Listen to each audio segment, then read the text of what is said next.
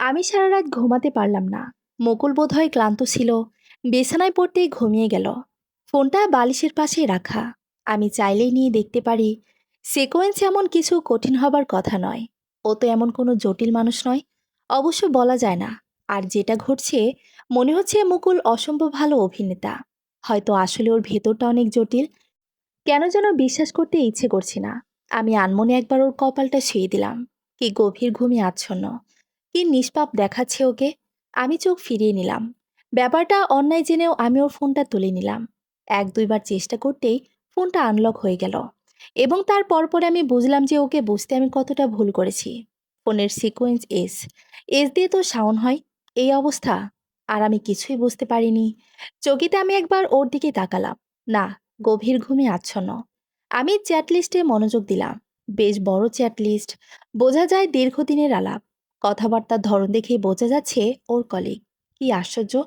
কলিগের সাথে এত সম্পর্ক, তাহলে আমাকে বিয়ে করার কি দরকার ছিল? কিছুদের পরে অবশ্য বুঝতে পারলাম বিষয়টা কি।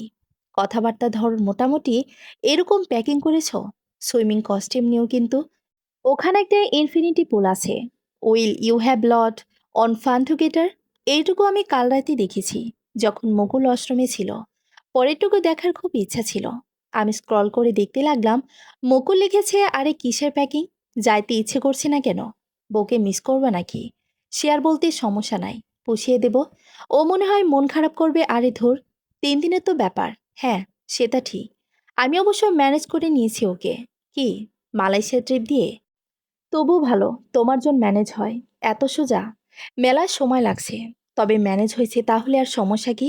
Let's enjoy. এইটুকু পরে আমি ফোন বন্ধ করে দিলাম। আমার সমস্ত শরীর থরথর করে কাঁপছে।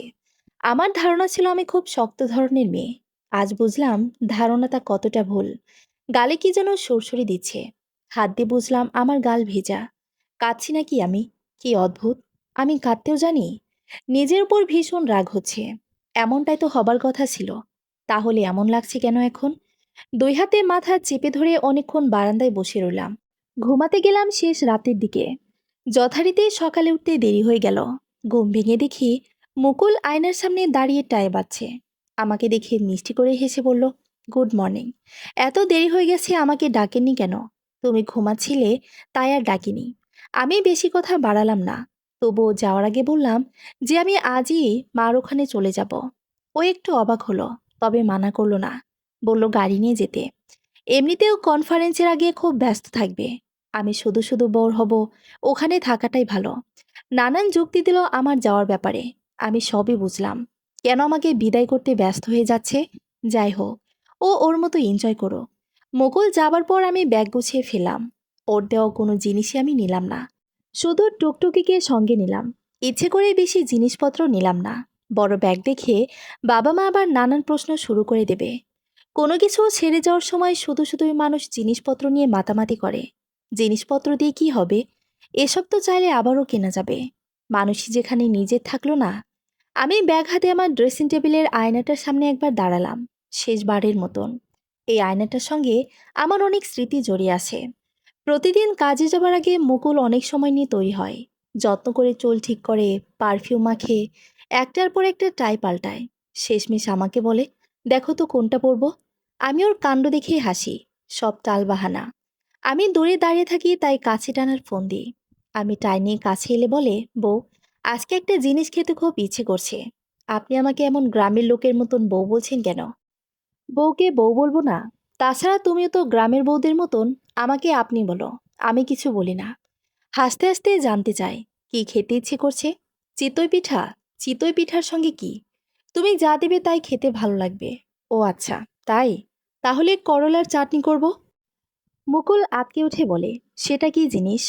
করলা আর চিলটা একসঙ্গে বেটে বানাতে হয়। দারুণ খেতে। তুমি বীজ দিলে তাও খাবো বউ। আমি হাসতে হাসতে ওর ওপর ঢলে পড়ি।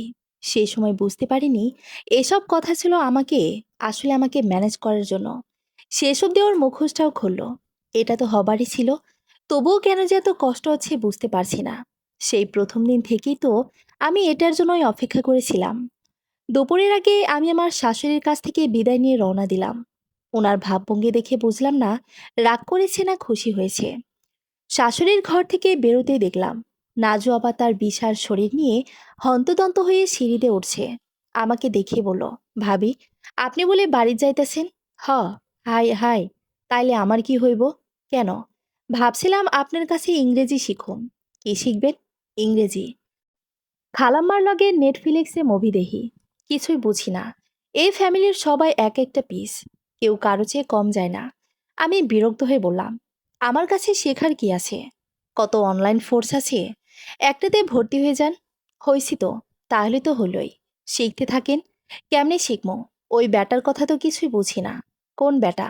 অনলাইন ইংরেজি ক্লাসে ভর্তি হয়েছি, ৩০০ টাকা দিয়া। ব্যাটার কথায় কিছুই বুঝি না। আমি একটু কৌতূহলী হয়ে বললাম, কেন, কি বলে সে? প্রথম দিন কইল, মাতৃভাষা হলো মায়ের মতন, ৫ বছরের দরকার লাগে, আর ইংরেজি হইল বউয়ের মতন, মরণ পর্যন্ত কামে লাগে। এমনকি মরণের সময়ও লাগে। মরণের সময় ইংরেজিতে কি হবে? আজরাইল কি এসে জিজ্ঞেস করবে, excuse me, would you mind if I kill you now, or you need few more minutes? নাজুয়াপা তার জলহস্তির মতো শরীর দাপিয়ে বলল, হাই আল্লাহ, ভাবি, আপনি এত সুন্দর ইংরেজি কন। আগে জানলে তো আপনি থেকেই শিখতাম। হুদায় ৩০০ টাকা দিয়ে লস দিলাম। রাগে আমার ইচ্ছিল এই মহিলাকে ধাক্কা মেরে সিঁড়িদের নিচে ফেলে দেই। বহু কষ্টে এই অতিকায় হস্তিনীকে পাশ কাটিয়ে বাড়ির পথ ধরলাম। মা আমাকে দেখে ভীষণ খুশি হলো। স্কুল থেকে ছুটি নিয়ে নানান পদের রান্না শুরু করে দিল। আমি একটু একা থাকতে চেয়েছিলাম, আর সেটা হলো না। পরদিন জোর করে মাকে স্কুলে পাঠালাম। দুদিন মোটামুটি ঘর বন্ধ করে পড়ে রইলাম। মোকল দিনে ফোন দিলে ধরিনি। রাতে ফোন দিয়ে দুটো কথা বলেই ঘুমিয়ে পড়েছে। এত ঘুম কাতরে ছেলেটা। বলে কিনা সব কথা নাকি মালয়েশিয়া গিয়ে বলবে। অনেক নাকি সারপ্রাইজ আছে। বেকুব একটা। আমি ওর সঙ্গে মালয়েশিয়া গেলে তো কোথাও যাব না। সব ঠিক করে ফেলেছি, কি করব। আমাকে ঠকানোর শাস্তি ওকে পেতেই হবে। কঠিন শাস্তি। প্রচণ্ড জোরে দরজায় ধাক্কানোর শব্দে ঘুম ভাঙল। ধর্মর করে উঠে বসে প্রথমটায় কিছুই ঠাহর করতে পারলাম না। দরজা ধাক্কানো সমানে চলছে। আমি বিরক্ত হয়ে উঠে দরজা খুলে দেখি মা আমার চাইতেও বেশি বিরক্ত মুখ করে দাঁড়িয়ে আছে। হঠাৎ করে ঘুম ভেঙে যাওয়ায় প্রচণ্ড মাথা ব্যথা করছে। আমি দাঁতে দাঁত পিষে বললাম, কি হয়েছে? মুকুল ফোন দিচ্ছে, ধরছিস না কেন? মুকুল সকাল থেকেই ফোন দিচ্ছে। এমনটা যে হবে আমি ধারণা করেছিলাম। কাল সারাদিন ওর মিটিং ছিল। শুধু রাতে একবার ফোন করে একটু কথা বলেছে। আজ সকালে কি একটা অনুষ্ঠান, তারপরে সারাদিন ওরা ফ্রি। আর কাল সারাদিন ওদের কোনো কাজ নেই, শুধু বেড়ানো। আগামীকাল রাতের ফ্লাইটে ওর রওনা দেওয়ার কথা। আমি ইচ্ছে করে ফোন ধরিনি। বলা ভালো, ওর ফোন যেন ধরতে না হয়, সেই জন্যই ঘুমের ওষুধকে ঘুমিয়েছিলাম। মাও বাসায় ছিল না। ভেবেছিলাম 5:30 পর্যন্ত ঘুমাবো। মা এত তাড়াতাড়ি ফিরে এলো কেন, বুঝতে পারছি না। ঘড়ির দিকে তাকিয়ে দেখলাম 3:30 বাজে। অবেলায় ঘুমিয়েছি, তার উপর আবার ঘুমের ওষুধও খাওয়া হয় না সচরাচর। মাথাটা ভীষণ ধরেছে। আমি ফোন হাতে নিয়ে দেখলাম 21টা মিস কল। এখানে আসার পর আমি অনেক ভেবেছি, হতে পারে আমার কোনো ভুল হচ্ছে। এমন হুট করে কারো ব্যাপারে একটা সিদ্ধান্ত নিয়ে নেওয়াটা ঠিক হবে কি? ভাবলাম আরেকবার যাচাই করে দেখব। প্রয়োজনে ওর সঙ্গে সরাসরি কথা বলবো, দেখি কি বলে। আরও কি কি মিথ্যা সাজিয়ে রেখেছে। ও যাবার আগের দিন ইচ্ছে করে ওর মোবাইল ফোন না করে অফিসের নাম্বারে ফোন দিলাম। ওর এক্সটেনশন আমি জানি। এর আগেও দু একবার কথা হয়েছে। প্রথমবার ফোন বেজে বেজে কেটে গেল, দ্বিতীয়বার ফোন ধরলো অন্য কেউ। আমি পরিচয় দিয়ে মুকুলকে চাইলে বলল, ও তো লাঞ্চ করতে অফিসের বাইরে গেছে। আমি একটু অবাক হয়ে বললাম, কেন, ক্যান্টিনে লাঞ্চ করছে না? না, ও আর শাওন তো প্রায় বাইরে গিয়ে লাঞ্চ করে। রাগে আমার সমস্ত শরীর কাঁপতে লাগলো। আমার সঙ্গে ঢং করে বলে যে আমার রান্না এত ভালো, অথচ অফিসে খাবার দিতে চাইলে নিতে চায় না। এই তাহলে রহস্য? গার্লফ্রেন্ডের সঙ্গে প্রত্যেক দিন গিয়ে লাঞ্চ করবে, আর কথা বলার কোনো দরকার নেই। এরপর করে আমি মোটামুটি সব গুছিয়ে ফেলেছি। এই ছেলের সঙ্গে আর নয়। ওর মায়ের এত সার্কাস সহ্য করেছিলাম শুধু এই ভেবে যে ছেলেটা অনেস্ট। আমারই বোঝার ভুল। এই জীবনে আরও একবার মানুষ চিনতে ভুল করলাম। তবে এটাই শেষ। শুরু থেকে কত চেয়েছিলাম যে ওকে বিশ্বাস করব না। কি করে যে কি হয়ে গেল, কবে কোন অবসরে যেও আমার এত কাছে গেল, নিজেও টের পাইনি। আবারও ফোন বাজছে। এবার আর না ধরে উপায় নেই। আমি ফোন ধরে বললাম, হ্যালো, কি হয়েছে তুলি? ফোন ধরছিলে না কেন? ঘুমিয়েছিলাম। অবেলায় ঘুমাচ্ছিলে কেন? শরীর খারাপ? না। মুকুল একটু চিন্তিত কণ্ঠে বলল, তোমার কি হয়েছে? মন খারাপ? আমি ঠিক করেছিলাম ওর সঙ্গে আর অভিনয় করব না। কিন্তু কিছু করার নেই। আমি আবার আমার আগের রূপে ফিরে গেলাম। স্মিথ হেসে বললাম, কিছু হয়নি। এমনি ঘুম থেকে উঠলাম তো। আপনার কি খবর? তোমাকে খুব মিস করছি। হঠাৎ করে বুকের মধ্যে কেমন একটা ধাক্কা লাগলো। আমি জানি কথাটা সম্পূর্ণ বানানো। আমাকে ম্যানেজ করার জন্য নিশ্চয়ই বলছে। হয়তো শাওন সামনে দাঁড়িয়ে আছে। এতক্ষণ দুজন জলকেলি করছিল। ভাবতে মাথার মধ্যে চিনচিনে এক ধরনের ব্যথা অনুভব করলাম। তবু নিজেকে শান্ত করে বললাম, কেন? এখানে একটা পুল আছে, ছাদের ওপর। খুব সুন্দর। এরা সবাই মিলে জোর করে আমাকে ওটাতে নামালো। এখন আমার ভয় করছে। তোমার কথা মনে পড়ছে। তুমি সেদিনের মতো আমাকে জড়িয়ে ধরে থাকলে আর ভয় করতো না। আমার হঠাৎ করেই কেমন যেন কান্না পেল। আমি ফোনটা কেটে দিয়ে মেসেজ পাঠালাম, নেটওয়ার্কের সমস্যা, পরে কথা বলবো। তারপর ফোনটা সুইচ অফ করে রেখে দিলাম। মাথার ভিতর প্রচণ্ড যন্ত্রণা হচ্ছে। ছোটবেলা থেকেই আমার মাইগ্রেনের সমস্যা। কান্নাকাটি করলে মাথা ব্যথার তীব্রতা ভয়ঙ্কর রকমের বেড়ে যায়। গত কদিনে যত কাঁদলাম মনে হয় গত 10 বছরে এত কাঁদিনি। আমি গা ঝাড়া দিয়ে উঠে বসলাম। মুকুলের প্রতি আমার তীব্র ঘৃণা জন্মানোর কথা, কিন্তু কেন যেন সেটা হচ্ছে না। ও আমার সঙ্গে যেটা করেছে তাতে আমার ওর প্রতি খুব প্রতিশোধ পরায়ণ হওয়া উচিত ছিল, কিন্তু কেন যেন পারছি না। এই একই জিনিস আমার সঙ্গে আগেও হয়েছে। খুব সম্ভবত আমার মধ্যে প্রতিশোধ পরায়ণতা নেই। যদি থাকতো, তাহলে আমার বাবা এতদিনে বেঁচে থাকতেন না। ছোটবেলা থেকেই আমি বাবার ভীষণ ন্যাওটা ছিলাম। বাবার ব্যবহারে প্রথম ধাক্কাটা খেয়েছিলাম আশরাফ চাচার ঘটনাতে। এরপর থেকে বাবার প্রতি আমার কেন যেন ধারণাটাই বদলে গেল। তবে একটা ব্যাপার লক্ষ্য করেছিলাম, ওই ঘটনার পর বাবা সবসময় আমাদেরকে চোখে চোখে রাখতেন। কখনোই আমাকে একা ফেলে বাইরে চলে যেতেন না। এমনকি এক ঘরে থাকলেও পাশে বসে থাকতেন। ব্যাপারটা আমি বুঝলাম। চাচাও যে বুঝতেন না তা নয়। ধীরে ধীরে বাবার সঙ্গে সম্পর্কটা সহজ হলেও কোথায় যেন একটা সুর কেটে গিয়েছিল। তবে এই সুর কেটে যাওয়া যে একসময় সুর ছিন্ন হয়ে যাওয়া হবে, সেটা সে সময় ভাবিনি। ছোটবেলায় বাবার প্রতিটা কথায় আমার কাছে ঠিক মনে হতো। বাবা যখন মাকে বকতেন, মায়ের প্রতিটা কাজে ভুল ধরতেন, তখন মনে হতো, সত্যি তো, কাজগুলো তো ওভাবে হওয়া উচিত ছিল। মাথায় কিছু করতে পারে না। মা কিছু বলতো না, মুখ বুজে সব মেনে নিত। আমি যত বড় হতে লাগলাম ধীরে ধীরে মনে হতে লাগলো আমার মা একটা বোকা, কিচ্ছু পারে না। শুধু মায়ের মনটা এত ভালো, এত নরম যে মাকে না ভালোবেসে পারতাম না। তবে একটা সময় বুঝেছিলাম মা আসলে বোকা নয়, ভীতু, ভীষণ রকম ভীতু। আমার মা সারাক্ষণ ভয়ে থাকতো। সমাজের ভয়, সন্তান হারাবার ভয় মাকে এমন কাবু করে রেখেছিল যে মার জন্য আমার ভীষণ কষ্ট হতো। বাবার সত্যটা জানতে পেরেছিলাম অনার্স ফার্স্ট ইয়ারে থাকতে। বলতে দ্বিধা নেই, কলেজ পাশ করার পর যখন অনার্সে ঢুকলাম, হঠাৎ করে আশেপাশের সবার দৃষ্টি দেখে বুঝতে পারতাম যে আমাকে অসম্ভব রকমের সুন্দর দেখায়। সে সময় আবার খেয়াল করলাম আশরাফ চাচার আমাদের বাড়িতে আনাগোনা বেড়ে গেছে। ততদিন আমার বুদ্ধি বেড়েছে, সেই সঙ্গে অভিজ্ঞতাও। আমার চারপাশে ছড়িয়ে ছিটিয়ে থাকা পুরুষদের দৃষ্টিভঙ্গি আমি খুব ভালো করেই বুঝতাম। তাই কলেজ শেষ করার পর আর বাড়ি না ফিরে তিথিদের বাসায় চলে যেতাম। সেদিন তিথিদের বাসায় একটা অনুষ্ঠান ছিল। অনেক লোকজন দাওয়াতে এসেছিল। তিথি কলেজে আসেনি। আমার আর ওদের বাসায় যেতে ইচ্ছে করলো না। 3টা নাগাদ কলেজ থেকে বেরিয়ে আমি ঢাকা মেডিকেলে চলে গেলাম। বাবার চেম্বারের বাইরে কালাম ভাই বসে থাকে একটা টুলের ওপরে। আমাকে দেখে সেদিন কেমন যেন হকচকিয়ে গেল। আমি কাঁধ থেকে ব্যাগ নামাতে নামাতে বললাম, কালাম ভাই, খাবার কিছু নিয়ে আসেন তো, ভীষণ খিদে পেয়েছে। কালাম ভাই কেমন কাচুমাচু হয়ে বলল, আপনি আজকে এত তাড়াতাড়ি চলে এলেন যে? আমার ক্লাস শেষ হয়ে গিয়েছিল। তাড়াতাড়ি যান না, খিদে পেয়েছে তো।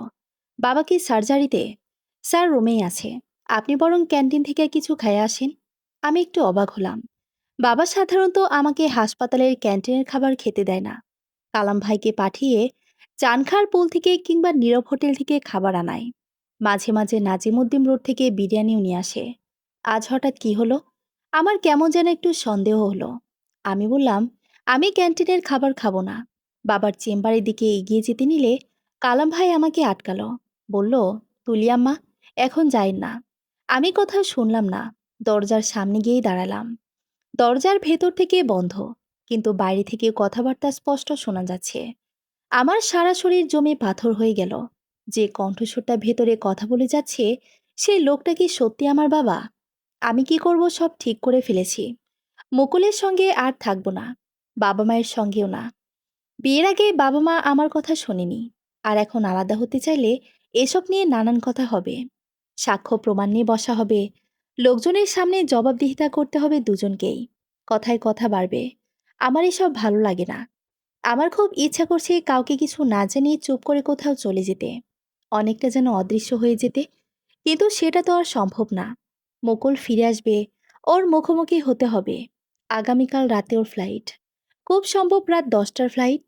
সকালের আগেই বাড়িতে পৌঁছে যাবার কথা। নিশ্চয়ই পরশুদিন সকালবেলা এখানে এসে হাজির হবে। যতই কিছুই হোক, বউকে ম্যানেজ তো করতে হবে। যাক, তবু ভালো দুটো দিন শান্তিতে থাকা যাবে। আমি মাথা ব্যথার ট্যাবলেট আনতে রান্নাঘরে দিয়ে দেখি মা বিশাল রান্নার আয়োজন করেছে। বুটের ডাল আর গরুর মাংস সিদ্ধ করা হয়ে গেছে। ফুড প্রসেসরের বাটার আয়োজন চলছে। নিশ্চয়ই স্বামী কাবাব হবে। অন্যদিকে কিচেনের লেগ পিস ম্যারিনেট করা হচ্ছে রোস্টের জন্য। ডজন খানেক ডিম সিদ্ধ করা হয়েছে। আমার মা দাঁড়িয়ে দাঁড়িয়ে তার খোসা ছাড়াচ্ছে। অন্য সময় হলে এসব আয়োজন দেখে আমার ভালো লাগতো, বলতে দ্বিধা নিয়ে হয়তো নিজেও হাত লাগাতাম। আজ অসহ্য লাগছে।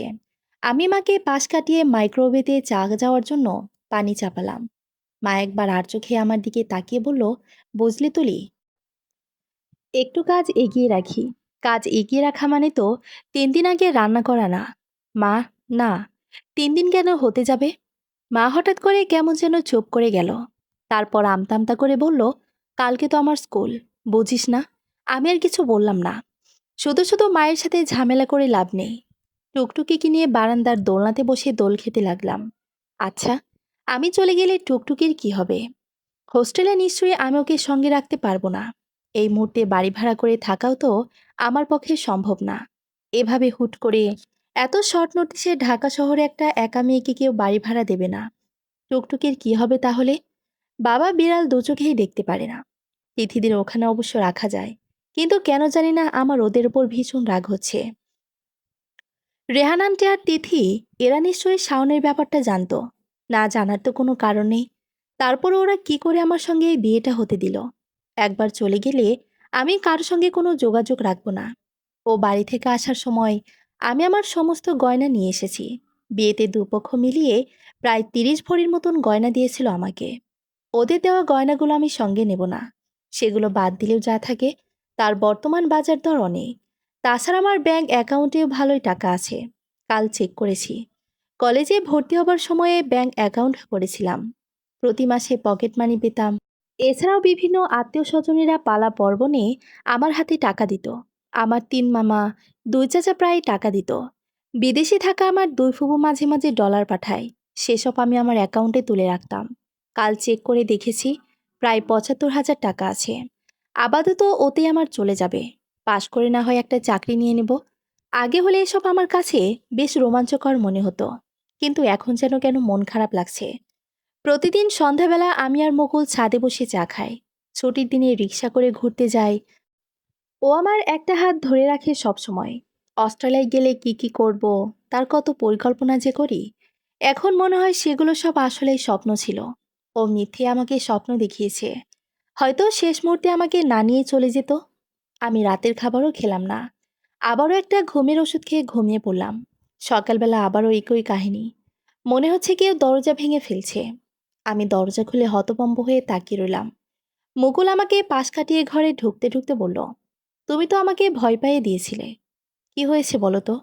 আমি কোনো মতে বললাম, আপনার না কাল আসার কথা ছিল? হ্যাঁ, কথা ছিল, কিন্তু আমার ভালো লাগছিল না, তাই একদিন আগেই চলে এসেছি। কেন, তুমি খুশি হওনি? আমি জবাব দিলাম না। জামা কাপড় নিয়ে চলে গেলাম। ইচ্ছে করে দীর্ঘ সময় ধরে গোসল করলাম। বেরিয়ে দেখি মার মুকুল বসে চা খাচ্ছে আর গল্প করছে। আমি কাছে এসে বললাম, তুমি আজ স্কুলে যাওনি মা? না রে, আজ ছুটি নিয়েছি। বুঝলাম মা এসব আগে থেকেই জানতো, শুধু আমার কাছে লুকিয়েছে। দুপুরের খাবার পর মুকুল বলল, তুলি চলো বাড়ি যাবে। প্রথমে ভেবেছিলাম যাব না, পরে মনে হয়েছে চলে যাওয়াটাই ভালো। ওই বাড়ি থেকে বরং হোস্টেলে ওঠাটা সহজ হবে। এখানে মা নানান ঝামেলা করবে। আমি সব গুছিয়ে ওর সঙ্গে বাড়ি ফিরে গেলাম। বাড়ি ফিরতে আমার শাশুড়ি তার অভিযোগের ঝুলি নিয়ে বসে গেল। কদিন তার খোঁজ নেয়নি। বাপের বাড়ি গেলে আর কিছু মনে থাকে না। আমার মা পোলাও কোরমা খাইয়ে তার ছেলেকে কবজা করার চেষ্টা করছে ইত্যাদি ইত্যাদি। চাইলে কথাগুলোর জবাব দিতে পারতাম, কিন্তু ইচ্ছা করলো না। মুকুলকে দেখলাম বিরক্ত হয়ে ওপরে চলে গেল। আমি আরো কিছুক্ষণ তার ভেজর ভেজর শুনলাম নিঃশব্দে। এক পর্যায়ে উনি বিরক্ত হয়ে বললেন, কি কইতেছি কিছু শুনছো, নাকি কানের মাথাও খাইয়া বইয়া আসো? আমি কান থেকে হেডফোন খুলে বললাম, জি না, কানের মাথা খায়নি। আপনাকে কি চা দেব? দাও। মিল্ক টি না গ্রিন টি? Green tea. মাছ আমার ভীষণ খাবার জোগাড়। এই ভদ্রমহিলা বিউটি কন্টেস্টে অংশ নেবার তাল করছে নাকি? যাই হোক, তাকে মাচা গ্রিন টি দিয়ে ঘরে ফিরে দেখি মুকুল ঘুমিয়ে পড়েছে। সন্ধ্যা কেবল 7:30 বাজে। এত সকাল সকাল তো কখনো ঘুমায় না। আমি কাছে গিয়ে দেখলাম কেমন এলোমেলো হয়ে শুয়ে আছে। কপালে হাত রেখে বুঝলাম জ্বর বাঁধিয়েছে। যা বাবা, সব তো ওলটপালট হয়ে গেল। তার মানে কালকে অফিসে যাবে না। আমি ভেবেছিলাম কাল কলেজে যাবার নাম করে বাড়ি থেকে চলে যাব। আমি ওর মাথার কাছে বসে বললাম, ওষুধ খাবেন? মুকুল আমার একটা হাত ধরে বলল, আমার কি জ্বর এসেছে তুলি? তাই তো মনে হচ্ছে। হঠাৎ করে জ্বর বাঁধালেন কি করে? সেদিন পানিতে নামাটা উচিত হয়নি। আচ্ছা, উঠে ওষুধ খেয়ে নেন। মুকুল বাধ্য ছেলের মতো উঠে ওষুধ খেয়ে নিল। তারপর বলল, আমার কাছে একটু বসবি তুলি? ভেবেছিলাম ও ঘুমিয়ে পড়লে ছাদে চলে যাব। সেটা আর হলো না। অন্তত আমার কৃতজ্ঞতাবোধ সেটা করতেই দিল না। আমার অসুস্থতার সময়ও অনেক করেছে। আমি ওর মাথার কাছে বসে বললাম, ঘুমিয়ে পড়ুন, ঘুমালে ভালো লাগবে। মুকুল আমার একটা হাত ধরে রেখেছে, কিছুতেই যেতে পারছি না। ওর ভারী নিঃশ্বাসের শব্দ পাওয়া যাচ্ছে। খুব সম্ভবত ঘুমিয়ে পড়েছে। আমি ওর কপালে হাত রেখে দেখলাম জ্বর নামেনি। ও কেমন গঙ্গানের মতো একটা শব্দ করছে। আমি আস্তে আস্তে জিজ্ঞেস করলাম, কষ্ট হচ্ছে? ও অস্ফুটে কি যেন বলল, ঠিক বুঝতে পারলাম না। আমি একটু ঝুঁকে জিজ্ঞেস করলাম, কি হয়েছে? আমাদের নতুন বাড়িতে তুমি গাছ লাগাবে তুলি? আমি কেমন হোঁচট খেলাম। হঠাৎ করে এই কথা কেন? বোধহয় জ্বরের ঘরে প্রলাপ বকছে। আমি বললাম, হ্যাঁ লাগাবো। একটা কামিনী গাছ লাগিও। কেমন? কামিনী গাছ কেন? মায়ের খুব প্রিয় ছিল। আমার মনটাই খারাপ হয়ে গেল। আমি ওর মাথায় হাত বুলিয়ে দিতে দিতে বললাম, আচ্ছা, টুকটুকিকে নিয়ে যাবে না? নিয়ে যাবে। আপনার কাউকে নিতে চান? আর কাকে? শাওনকে নিবেন না? মুকুল জবাব দিল না। বদমাইশের হাড্ডি একটা। সময় মতো ঠিক ঘুমিয়ে পড়েছে। কি রে, তুই আজকে কলেজে এলি যে? তিথির কথা শুনে আমি বিরক্ত হয়ে তাকালাম। কেন? কলেজে আসবো না কেন? শুনলাম ভাইয়ের জ্বর, তা বরকে ফেলে চলে এলি? জ্বর তো কি হয়েছে? তাকে দেখার লোকের কি অভাব? খুব সেবা যত্ন করছিস শুনলাম। আমার আপাদমস্তক জ্বলে গেল। এরা দেখি সব খবরই রাখে। তা এত খবরই যখন রাখে, তখন শাওনের খবরটা রাখতে পারলো না? 1 মিনিট। নিশ্চয়ই এরা শাওনের ব্যাপারে সব জানে। আমি একটু রাগত স্বরে বললাম, সব খবরই রাখিস দেখছি। রাখবো না কেন? আমার প্রিয় বান্ধবী আর আমার একমাত্র ভাই, তাহলে তো শাওনের খবরও জানিস নিশ্চয়ই। তিথি একটু অবাক হয়ে বলল, কেন? তার আবার কি হলো? যা ভেবেছিলাম তাই। তার মানে এরা সবাই শাওনকে চেনে। তুই শাওনকে চিনিস? ও মা, চিনব না কেন? কতটুকু চিনিস? মাঝে মধ্যে আমাদের বাড়িতে এসেছে। আমার চেয়ে মায়ের সঙ্গে বেশি ভাব। এই কথা শুনে আমার রাগ আরও বেড়ে গেল। যাও, ভেবেছিলাম তিথির সঙ্গে পুরো বিশ্বটা শেয়ার করব, সবকিছু নিয়ে একটা আলোচনা করব, তারপর হোস্টেল ওঠার ডিসিশন নেব। কিন্তু না, এখন ঠিক করে ফেলেছি আর কোনো অবস্থাতেই কারো সঙ্গে কোনো কথা বলবো না। আমার ক্লাস আছে, এই ছোট করে আমি সামনে থেকে চলে গেলাম। ক্লাস আসলে ছিল, কিন্তু মন বসলো না। আমি পরে ক্লাসটা না করে রিক্সা নিয়ে বেরিয়ে গেলাম। কাল দুটো হোস্টেলের সাথে কথা বলেছি। কথা বলে তো ভালোই মনে হয়েছে। লোকেশন ভালো। একটা আজিমপুরে, অন্যটা রায়ের বাজারে। আজিমপুর হলে আমার জন্য ভালো। কলেজ থেকে কাছাকাছি হবে। তাছাড়া আমি রায়ের বাজারে থাকতেও চাই না। মুকুলদের বাসার সংশয়। কাছাকাছি এলাকায় থাকলে দেখা যাবে, দেখা সাক্ষাৎ হয়ে যাবে। আমি রিক্সা নিয়ে হোস্টেল দুটো ঘুরে এলাম। দুটোর একটাও পছন্দ হলো না। আজিমপুরেরটাতে শোয়ারের রুম, শেয়ারের বাথরুম, জঘন্য অবস্থা। আর রায়ের বাজারেটা এমন চিপা গোলের ভিতর যে রাত বিরাতে ওখানে যেতে গেলে ভয়ে মরে যাব। লাভের লাভ কিছুই তো হলোই না। উল্টো ড্রেনের মধ্যে পা পিছলে পা কেটে ফেলাম খানিকটা। কাটা পা নিয়ে খোঁড়াতে খোঁড়াতে বাসায় ফিরে আমি হতবাক। আমার শাশুড়ি নাজুকে নিয়ে বাজার করতে চলে গেছে। অসুস্থ ছেলেকে একা ফেলেই মহিলা বাজার করতে চলে গেল। আমি আসা পর্যন্ত একটু অপেক্ষা পর্যন্ত করতে পারলো না। কি জানি কি খেয়ে আছে সকাল থেকে। আমি দৌড়ে সিঁড়িতে ওপরে উঠে গেলাম। ঠিক যতটা উদ্বেগ আর অস্থিরতা নিয়ে ঘরে ঢুকেছিলাম, ততটাই রাগ আর হতাশা আমাকে ঘিরে ধরল। মুকুল পা ছড়িয়ে বিছানায় বসে কারো সঙ্গে ফোনে কথা বলছিল আর উচ্চস্বরে হাসে। আমি একটু থেমে ওর কথা শুনতে লাগলাম। ও হাসতে হাসতে বলছে, তুমি কি যে বলো না, তোমার কথা শুনে আমার কান গরম হয়ে যাচ্ছে। ওই পাশের কথা শোনা যাচ্ছে না, তবে মুকুলের হাসি আবারও শুনতে পেলাম। রাগে আমার ব্রখতালু জ্বলে গেল। আমি ভেতরের রুমে ঢুকে ব্যাগ একসাথে রাখলাম শব্দ করে। মুকুল আমার দিকে তাকিয়ে মুচকি আসলো। তারপর ইশারায় জানতে চাইলো, এত তাড়াতাড়ি কেমন করে এলাম। আমি দাঁতে দাঁত পিষে মনে মনে বললাম, এসে মনে হয় বিপদে ফেলে দিয়েছি। মুকুল আবারও ফোনে মনোযোগী হয়ে বলল, আচ্ছা ঠিক আছে, রাখছি। এখন আবার ওই দিকটার কথা শোনা গেল না। মুকুল বোধহয় আমাকে শোনানোর জন্যই বলল, হ্যাঁ, বউ চলে এসেছে, এখন আর তোমাকে দরকার নেই। কত বড় বেয়াদব! আমার সামনে এসব কথা বলা শুরু হয়েছে। সামান্যতম চক্ষু লজ্জা নেই পর্যন্ত। মুকুল হাত বাড়িয়ে আমাকে কাছে ডাকলো। আমি কাছে এসে বললাম, কার সঙ্গে কথা বলছিলেন? আমার কলিগ। কোন কলিগ? তুমি চিনবে না, শয়তান একটা। না চেনালে চিনব কি করে? আমি ইচ্ছে করে বললাম, আমাদের বিয়েতে এসেছিল। কে, শাওন? না, ও আসতে পারিনি। কি যেন একটা ঝামেলা ছিল ওর। বাদ দাও ওর কথা। তুমি এত তাড়াতাড়ি এলে কি করে? কেন? তাড়াতাড়ি এসে কি আপনাকে ঝামেলায় ফেলে দিলাম? তোমার পরীক্ষা বলেছিলে, তাই জানতে চাইছি। আরে তাই তো, আমার তো পরীক্ষা ছিল। লাস্ট পিরিয়ডের একদম ভুলে গেছি। কি যে সব হচ্ছে আমার সঙ্গে! কেন যেন রাগ অভিমান বাদ দিয়ে ভীষণ মন খারাপ লাগছে। আমি ওর পাশে বসে বললাম, শাওনকে কি আপনি অনেক দিন ধরে চেনেন? হ্যাঁ, প্রায় 3 বছর। ও কি শুধুই আপনার কলিগ? আমার ভালো বন্ধুও। তুমি হঠাৎ ওকে নিয়ে পড়লে কেন? আমি একটা দীর্ঘশ্বাস ফেলে বললাম, এমনি। দুপুরে খেয়েছেন কিছু? না, এখনো খাইনি। বাসায় কি কেউ নেই? না, সবাই বাজার করতে গেছে। টেবিলে নোট রেখে গেছে। আপনার খাবার কি এখানে নিয়ে আসবো? না, তুমি ফ্রেশ হয়ে আসো, তারপর একসঙ্গে খাবার খাই। টেবিলে আমি বিশেষ কথা বলতে পারলাম না। আমার কেমন যেন অসম্ভব মন খারাপ লাগছে। চেষ্টা করেও একটু স্বাভাবিক আচরণ করতে পারছি না। যে আমি সারা জীবন অভিনয় করে এসেছি, নিজের বাবা মা অতি পরিচিত মানুষজনের সঙ্গে অভিনয় করেছি সারাক্ষণ।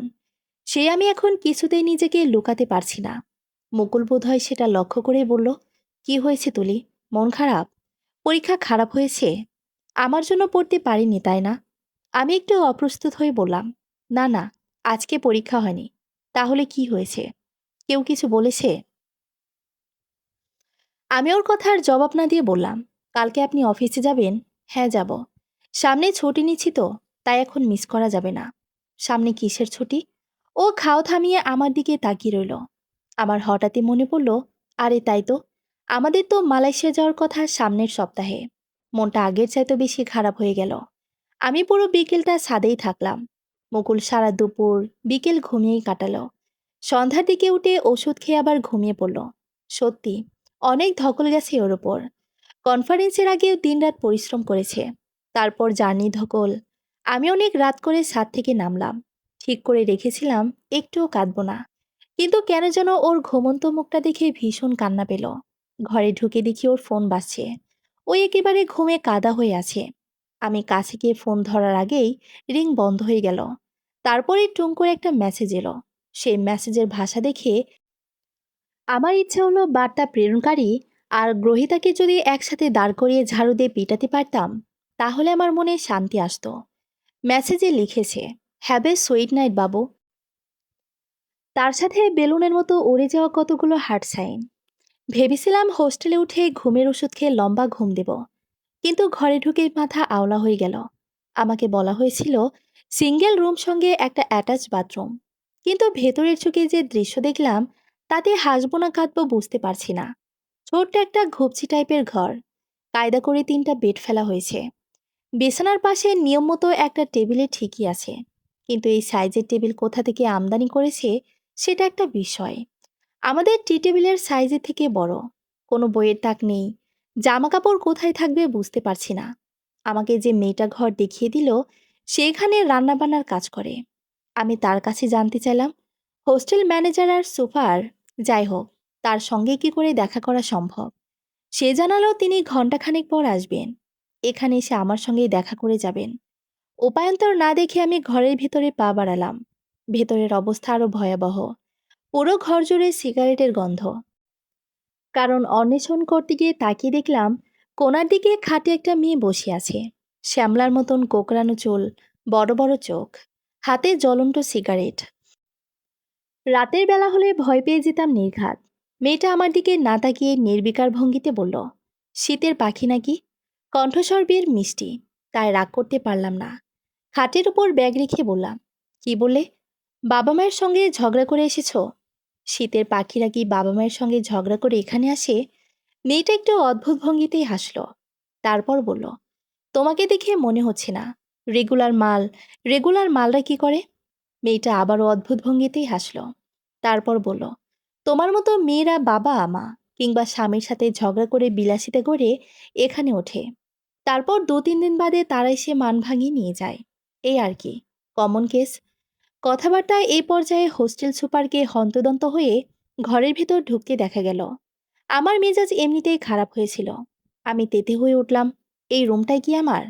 আপনি তো বলেছিলেন সিঙ্গেল রুম।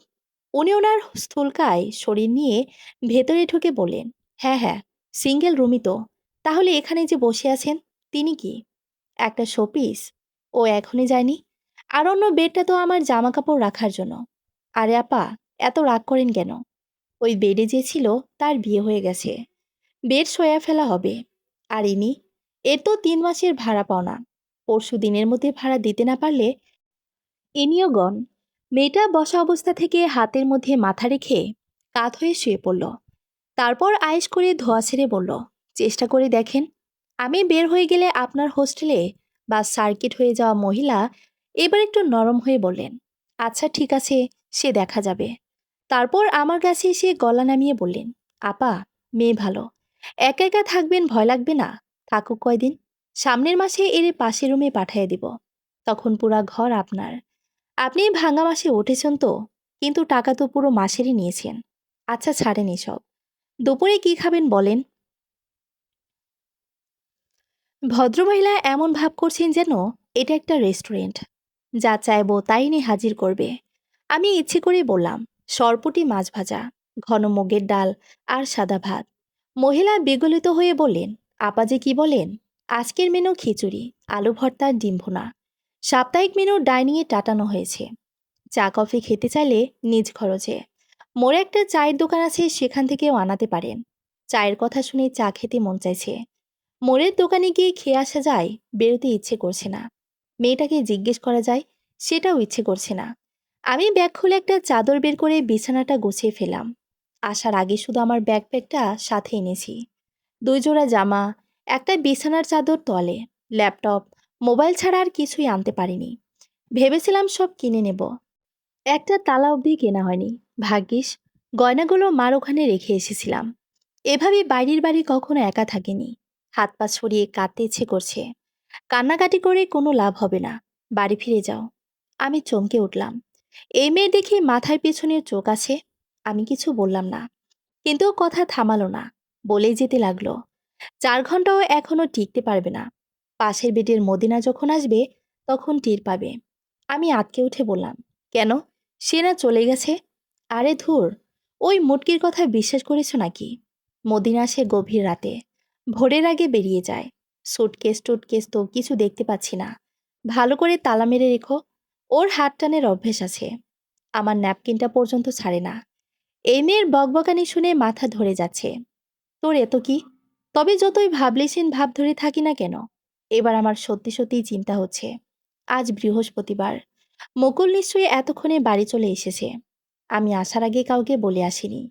ড্রেসিং টেবিলের ওপর একটা চিরকুট রেখে এসেছি। বিস্তারিত কিছু লিখিনি, শুধু লিখেছি, আমি চলে যাচ্ছি। আপনি আপনার শাওনক নিয়ে সুখী থাকুন। ও নিশ্চয়ই এতক্ষণে মাকে জানিয়ে দিয়েছে। মা নির্ঘাত তুলকালাম করে ফেলেছে এতক্ষণে। কেসটা কি? বাবা মায়ের সাথে অভিমান, নাকি স্বামীর পরকিয়া? এবার আমার মেজাজটা সত্যি সত্যি খারাপ হলো। আমি বিরক্ত কণ্ঠে বললাম, তোমাকে কি হোস্টেল খালি করার কাজে নিয়োগ দেওয়া হয়েছে? যে আসবে তাকে ভয় দেখিয়ে বিদায় করে দিতে হবে?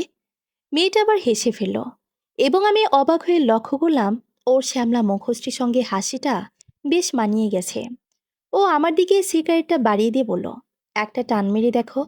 মাথার ভেতর যে ধোঁয়াশা জমে আছে, একটানে সব খালি হয়ে যাবে। কান্না থেমে যাবে নির্ঘাত। আমি এর আগে সিগারেট খেয়েছি দু একবার, তবে বিশেষ সুবিধা করতে পারিনি। তবু হাতে তুলে নিলাম। এই ব্যাপারটা আশ্চর্যের। মানুষ চায়ের কাপে চুমুক দিয়ে পাশের জনকে এগিয়ে দিতে পারে না, কিন্তু সিগারেট অবলীলায় অন্যজনকে অফার করা যায়, এবং সেও তার নির্দ্বিধায় ঠোঁটে শুয়ে ফেলে। আমি লম্বা একটা টান দিলাম। মাথার ভেতরে ধোঁয়াশা তো কাটলই না, বরং ফুসফুসের মধ্যে জ্যাম বেঁধে গেল। আমি কাশতে কাশতে সিগারেট ওর হাতে ফিরিয়ে দিয়ে বললাম, এই জিনিস খাও কি করে? সিগারেট নাকি গাঁজা? গাঁজা না, সিগারেটই, তবে সস্তা ব্র্যান্ড। মেয়েটা এবার হাত বাড়িয়ে দিয়ে বলল, আমি নিবেদিতা, চারুকলার 3rd ইয়ার। আমি নিজের পরিচয় দিলাম। চারুকলার সঙ্গে জিন্স এবং সিগারেটের বোধহয় গভীর সম্পর্ক আছে। নারী পুরুষ নির্বিশেষে এই দুটোই তাদের ব্যবহার করতে দেখা যায়। আমি দীর্ঘশ্বাস ফেললাম। এই জায়গায় বেশি দিন থাকা যাবে না। ঘর ভর্তি সিগারেটের ধোঁয়া। এক রুমমেট বাচাল, অন্যজন চুরিতে সিদ্ধহস্ত। বাথরুম রান্নাঘর তো এখনো দেখাই হয়নি। সেখানে কি অপেক্ষা করছে কে জানে। চারদিকে মাগরিবের আজান দিচ্ছে। ঘরের পরিবেশ কেমন ভৌতিক। আমি এতক্ষণ পর আমার মোবাইলটা অন করলাম। যা ভেবেছিলাম তার থেকেও খারাপ অবস্থা। 196টা মিসড কল, 85টা মেসেজ। শেষ মেসেজটা করেছেন রেহানা আন্টি। সেটা পড়ে আমার আক্কেল গরম হয়ে গেল। আমি আমার ব্যাকপ্যাক কাঁধে নিয়ে দৌড় দিলাম। পেছনে বলতে শুনলাম, 4 ঘন্টা বলেছিলাম, 2 ঘন্টা 33 মিনিটের মাথায় কেল্লাফতে। আমি সেই মন্তব্য উপেক্ষা করে সামনে যে খালি রিক্সা পেলাম তাতেই লাফিয়ে উঠে পড়লাম। রেহান আন্টি লিখেছেন, আমার খবর শুনে মা অজ্ঞান হয়ে গেছে। তাকে ঢাকা মেডিকেলে নেওয়া হয়েছিল। এখন তিথিদের বাসায় আছে। অবস্থা আশঙ্কাজনক। আমি দৌড়াতে দৌড়াতে তিথিদের বিল্ডিংয়ের সিঁড়ি দিয়ে উঠছি। ওদের ফ্ল্যাটের দরজা খোলাই। ভেতর থেকে বেশ গল্পগুজবের শব্দ ভেসে আসছে।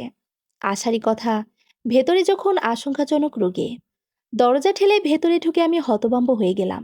মা টেবিলে বসে চা খাচ্ছে। টেবিল ভর্তি নানান পদের মিষ্টি। রেহানা আন্টি বিস্কুট, ডালপুরি এগিয়ে দিতে দিতে বলছেন, আপাতত কিছুই খাচ্ছেন না, আর একটু নিন, আজ তো খুশির একটা দিন। তিথি রান্নাঘর থেকে লজ্জা লজ্জা মুখ করে বেরিয়ে এসে বলল, আরে তুই এসে গেছিস, আয় বস, চা নে। বিরাট ভুল হয়ে গেছে। ওপরে ওঠার আগে নিচের ডাস্টবিন থেকে এক বালতি ময়লা নিয়ে ওঠা উচিত ছিল। সেটা টেবিলের উপর ঢেলে দিতে পারলে আমার মনে শান্তি আসতো। এসবের মানে কি রেহানা আন্টি?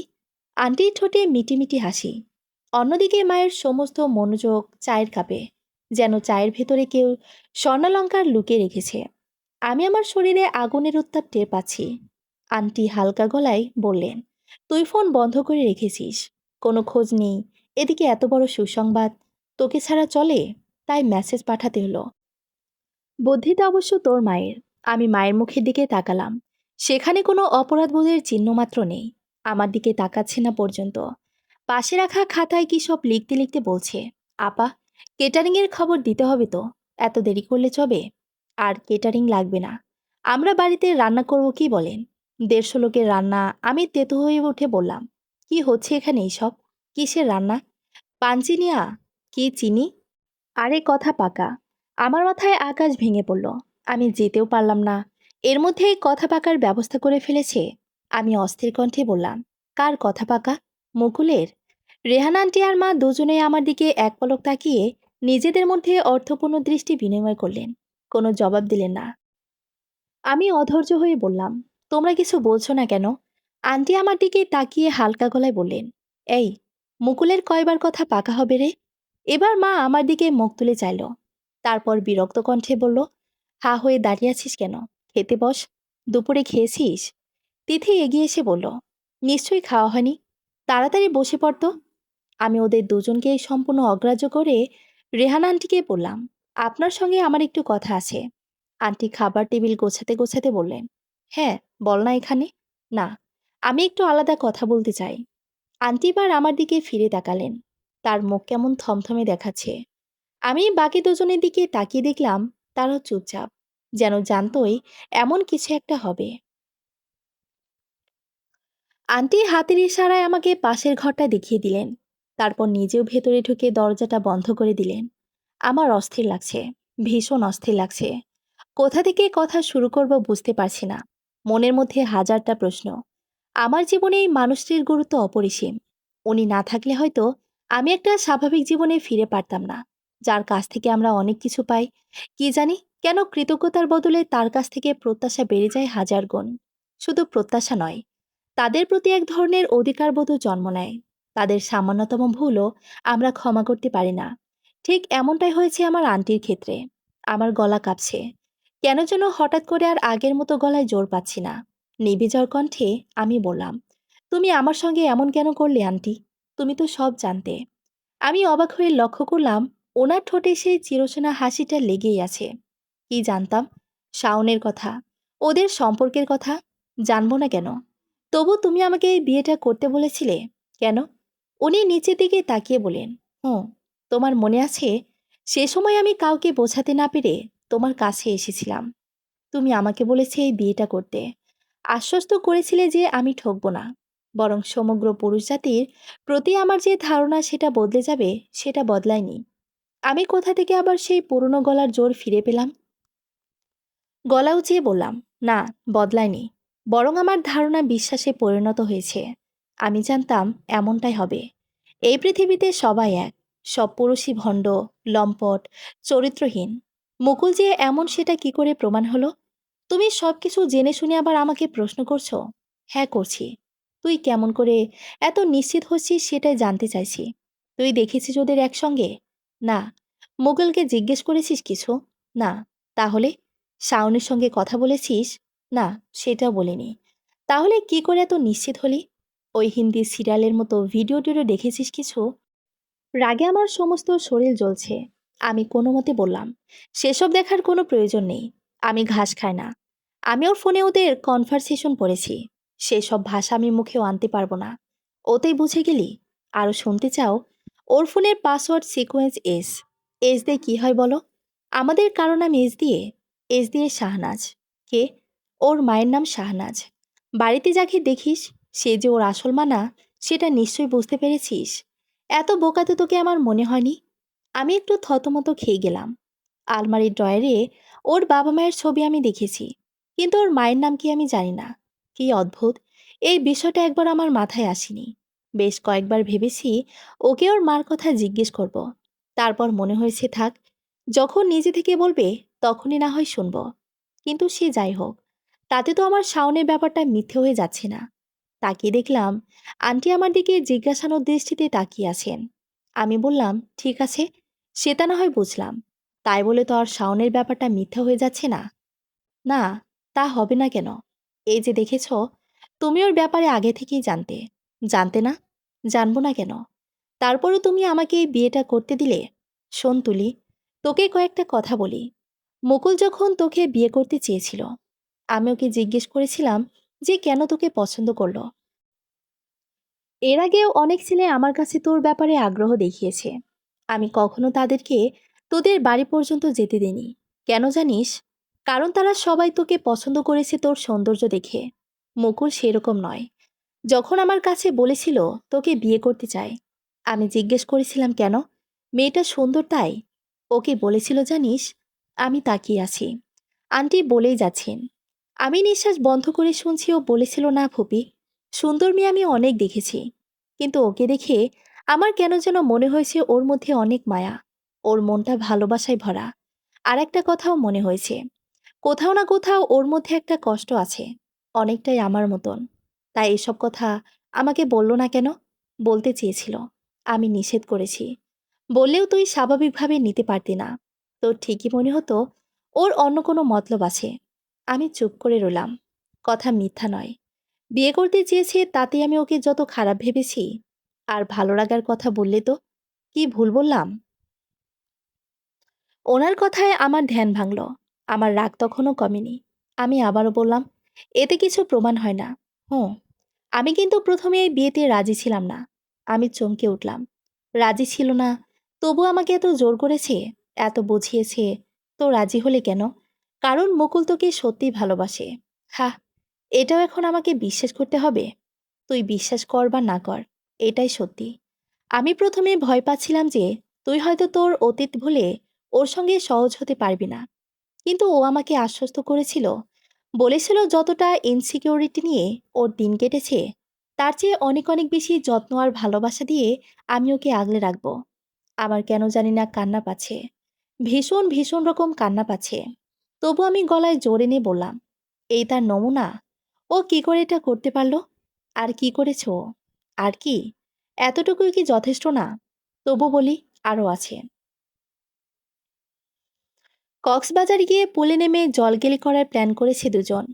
প্রতিদিন দুজন একসাথে লাঞ্চ করতে যায় দুপুরে। আমি নিজে ফোন করে খোঁজ নিয়েছি। আর কি চাও? আমি তাকিয়ে দেখি আন্টি মুখে আঁচল চেপে হাসছেন। আমার রাগটা আবার ফিরে এলো।